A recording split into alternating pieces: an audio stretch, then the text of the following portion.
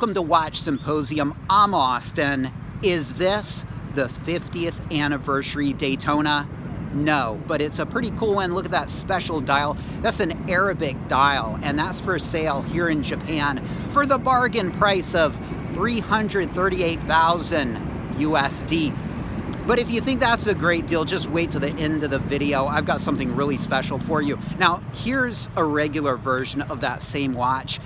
This watch came out in 2013, the 116509. And if you believe that the birth of the Daytona was 1963, even though they first used the Daytona name in 1965, a couple years later, then you might believe this is a 50th anniversary edition, all right? A 50th anniversary Daytona. In fact, if you've surfed the net a bit, you might believe it because Tim Mosso and Ben Clymer also referred to it this way.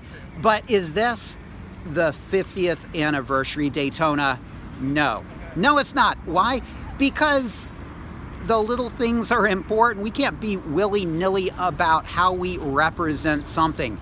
Now, this is paramount in the watch world, being accurate. And look, if you order a 16710 and it comes with an insert with hook twos and you write back to the seller and you say, you said that this had all authentic parts. And he comes back with, hey man, that's an aluminum anodized bezel. They're all the same. Well, they're not the same. It's all about the little things. And we come to the idea of Rolex canon, and that's words and phrases and information that come directly from Rolex. That's Rolex canon. And it's really important because there are a lot of rumors floating around. I mean, there are a lot of Explorer wearers that believe the Explorer was the first watch on Mount Everest. And, you know, Rolex, actually, I think back in the day, they might have misrepresented it in advertising. But these days, you're not going to find that phrased in that way. All right, it's not Rolex canon. And most people believe that the first watch on Mount Everest was a Smith's watch. And if current Rolex canon has anything to say about that, it seems to be true because they don't make that claim. It illustrates the importance of Rolex canon and what comes directly from Rolex. And why do I bring this up?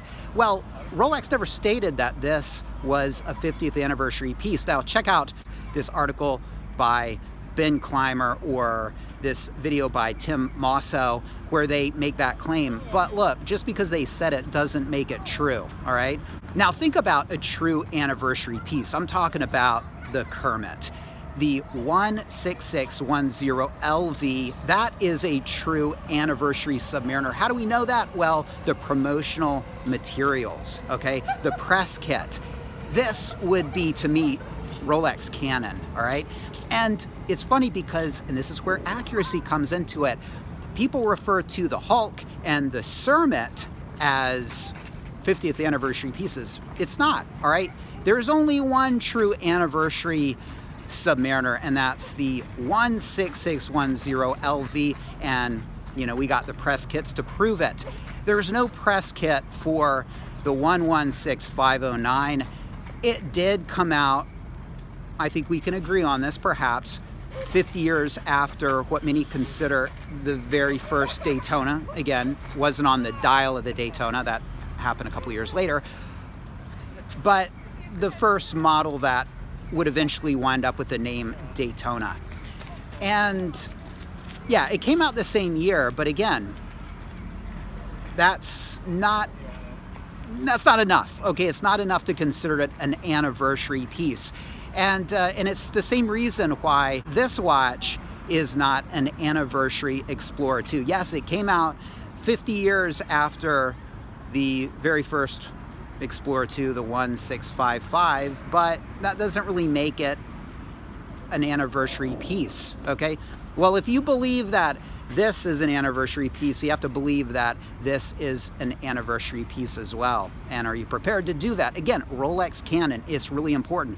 Now, Rolex is pretty crafty, and this is a bit of a defense for Ben Clymer and Tim Mosso, because I know Ben Clymer has direct contact with Rolex, and so you think, why would he make that mistake? And while there's never been anything written that expresses that this is a 50th anniversary Daytona, I wouldn't be surprised if Rolex, in their craftiness, pulled him aside and sort of hinted that that's what it was, because it makes for a better article, and it would be a great way for them to eat their cake and have it too. Not have an explicit anniversary model, but sort of have people walking around thinking that it is. And perhaps Ben Clymer was sort of knowingly or unknowingly complicit in that, or maybe he just was doing the math and labeled it in that way, which I think is a mislabel of this watch to call it a 50th anniversary Daytona.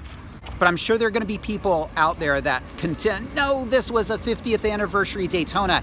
And look, I mean, obviously to those people, the little things are not important. And for them, email me. I have a special offer just for you. All right, you've heard of space dwellers, super rare. Well, I've got rarity on top of rare. I have a space dweller to sell, but it's an air dial. They forgot to write space dweller on the dial. I'm selling it for a bargain price because what, a space dweller would probably go for $250,000, but this is like a very special version, you know, an air dial space dweller, $500,000. Just for the people that think that this is a 50th anniversary Daytona. Now don't worry, once you shell out the money to me, I'll be sure to write an article like Ben Clymer did stating that this is an air dial space dweller, which you can refer to, and I'm sure it'll work out great when you're trying to sell the watch. All right, let me know what you think about this. Take care. Thanks for watching. See you next time.